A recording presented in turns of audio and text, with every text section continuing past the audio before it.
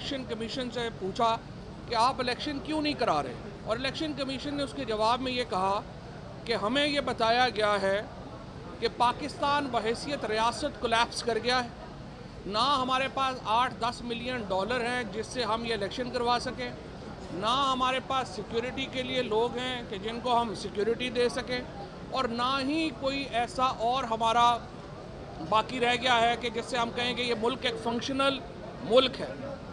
मैं ये समझता हूँ कि अल्लाह का लाख लाख शुक्र है कि आज ये समाअत जो है वो लाइव नहीं थी। वैसे तो मैं चीफ जस्टिस साहब से रिक्वेस्ट करता हूँ कि ये लाइव दिखा दें कि हुकूमत कह रही है मुल्क के बारे में। हुकूमत ये कह रही है कि जनाब यहाँ पे इतना ज़्यादा दहशत गर्दी है कि हम उसे कंट्रोल नहीं कर सकते, यहाँ पर इतना ज़्यादा पैसों का बहरान है कि हम पैसे नहीं दे सकते, और बुनियादी तौर के ऊपर पाकिस्तान एक फेल्ड स्टेट है।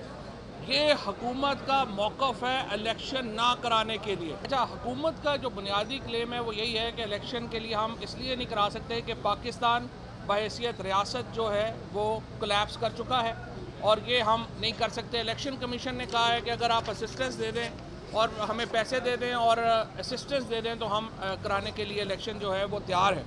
उसके बाद चीफ जस्टिस साहब ने उनसे पूछा कि ये 6 अक्टूबर की आपको 8 अक्टूबर की तारीख आपको किसने दी, कहाँ से ये आपके ऊपर नाजल हुआ कि 8 अक्टूबर को जो है वो हम कर लेंगे। तो इलेक्शन कमीशन के पास कोई जवाब नहीं था, आएँ बाएँ शाएँ वो फलाने ने कर दिया था, फलाने ने कर दिया था। और चीफ साहब ने फिर उसके बाद ऑब्ज़र्व किया कि आपकी बातों से तो लगता है कि आप 8 अक्टूबर पे भी सर्टन नहीं है, और ये सर्टन नहीं है।